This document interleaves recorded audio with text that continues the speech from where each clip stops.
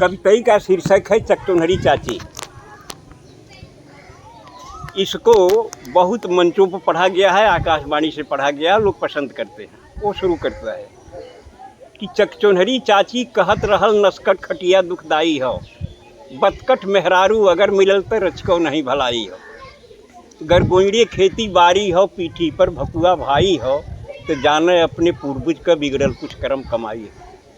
सुधई बुधई दोनों भाई में प्रेम रहल, खूब पटत रहल, ये जहाँ रहल संतुष्ट रहल, जेहन जांगर से कटत रहल।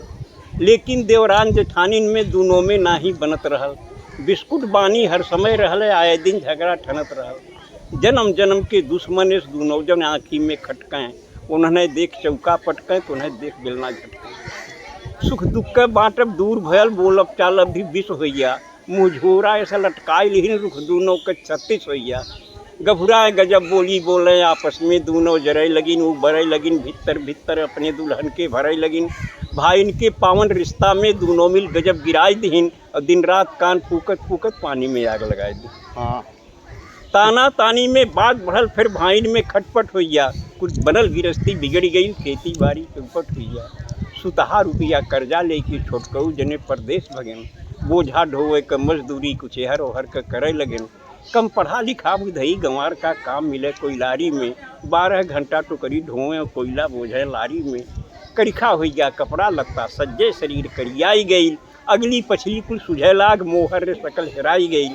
वह दिना बेचारू बुधई ते जाने बिल्कुल बौराई गैन। रचना तब की है जब मोबाइल नहीं था। जी जी। वह दिना बेचारू बुधई ते जाने बिल्कुल बौराई गैन, जब दुई दुई बैरन चिट्ठी एक कई दिन घर से पाई गैन। तो पहली चिट्ठी मेहरारू के पहली भेजा था, वो पहली चिट्ठी मेहरारू के दूसरी माई के हाथे से। देखिए, कविता के संस्कार को संभालने के लिए इसमें थोड़ा परिवर्तन किया है, जबकि परिस्थितियां बदल गई हैं। तो पहली चिट्ठी मेहरारू के दूसरी माई के हाथे से, पहली गोरे के तरे धरन दूसरी लगायन माथे से। माँ की चिट्ठी का जवाब दिया, कुल पढ़ पढ़ाई के जान समझ लिख के समझायन माई के, जिक्रे कर्जा से आज तलक बा दुनिया में भरपाई के। लिखता है कि प्रणाम हजारन बार कहीं तोहरे चरणन में हे मैया, जुग जुगती दुगनों चुक जाई तोहरे वर्णन में हे मैया। विज्ञान बढ़ल बा यह युग में कुछ नई नई अजगुत के, धरती का मनई कल पुर्जा से चांद तलक पहुँचाई दे, पर लाल लहू के श्वेत दूध अभी तक नहीं बना सका। विज्ञान और टेक्नोलॉजी नहीं पाई, पर लाल लहू के श्वेत दूध अभी तक नहीं बना सका। माई के कारिस्तानी से विज्ञान न आगे जा सका। तो माई रे तोरे असीसन से जांगर जिंदगी भरपूर रही, प्रफुल्लित रहब रन में बन में दुख और दरिद्र दूर रही। तोहरे पूजा तोहरे तप से खुशहाल हमार शरीर रही, विश्वास की हूँ तोहरे दूधे का कायम ही तहरीर रही। अरदास अंत पे बा मैया तू तनिक करेजा मोट की हूँ, आशीष देत की बेटवा के तू मापन आंसू पहुँच गए। फिर दूसरी बात जिसके लिए पूरी बात कही गई है कि फिर मेहरारू के लिखें, फिर मेहरारू के लिखें तो के चाही गहना सोना चानी, कंघी दर्पण चोटी चप्पल चोली चौकस चूनर धानी। पाती से पता लगल हमके तय हमरे बिना उदास है, ना खात है दाना पानी तय हरदम गारत आँस है। तय सीता हरण सुने हो भी पंडित से कथा रामायण में, बिरहा चैता कजरी सोहर सावनी लावनी गायन में। जब पंचवटी में सीता के रावण धैलेस बरजोरी से, सीता का आँस बहे जैसे पानी बरखा के ओरी से। तब रावण बोलल है सीता को रावण पकड़ता है, रोने लगी।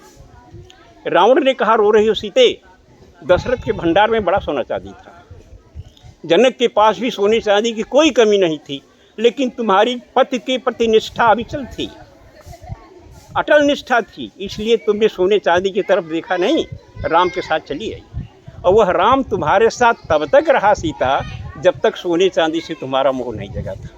आज माया के सोने पर, रोल्ड गोल्ड पर तुम्हारा मोह जग गया तो राम छूट गया। और जब सोने का ही सवाल अहम है तो चल लंका जहाँ सोना ही सोना है। कौन सी गलती किया था। जब पंचवटी में सीता के रावण धैलेस बरजोरी से, सीता का आँस बहे जैसे पानी बरखा के ओरी से। तब रावण बोलल है सीता, जब भयल राम बनवास रहल, दशरथ के महल अटारिन में सोनन का हास विलास रहल, लेकिन ना मोह भयल तोहके तब राज और राजधानी पर। तू लात मार के चली आऊ दशरथ के सोना चानी पर। तब पति का प्रेम मिलल सच्चा, कंडीशन थी। तब पति का प्रेम मिलल सच्चा विश्वास राम में बना रहा। सोना का सूरत दूर रहल, विश्वास पति में घना रहा। माया का सोना हिरन देख जब लालच लोभ तुहार बढ़ल। पति प्रेम भुलायल, सोना का जब विकट कपारे भूत चढ़ल। तो दुर्गत का पहरा आयल, किस्मत करम फूटल सीता। सोना के भारी लालच में पति के साथ छूटल सीता। सोना का चाह तो है बाटे, तब तक बेकार कुल रोना हो। अब चला चली लंका नगरी, जोने में सोने सोना। ये बात याद कर रावण का आवाज सही हो सदा रही। सुख वही मिली उतने जितना किस्मत में जिक्र बदा रही। आगे भी जौने नारी के सोना के लालच धरे रही। छुट जाई ओकर राम सुन पति कबन ओकरे घरे रही। ई कहत कहत ड्यूटी आइल, बुधई झट बांध लेन पगड़ी। देखा तो आगे खड़ा रहा जोड़ी वाला लेके सगड़ी। अब गुरुजी वही हिंदी कविता एक बात यार बुढ़ाई हो बुढ़ाई सांस सही बात। हाँ हाँ हड्डी पर कितनी कबड्डी ले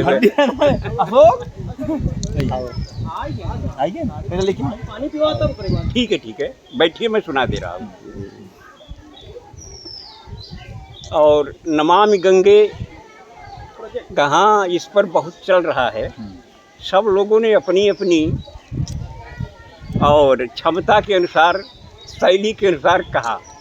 लोक भाषा में से नहीं, अखड़ी में देखिए। घोर प्रदूषण से गंगा बौखलाई, सीधे स्वर्ग के सम्राट के द्वार पर आई। जोर से गुहार लगाई, दुहाई हो स्वर्ग के सम्राट की, मैं तो न घर की हुई घाट की। धरती स्वर्ग से मैं धरती का कलुष हरने गई थी। भगीरथ के पुरखों को साप मुक्त करने गई थी।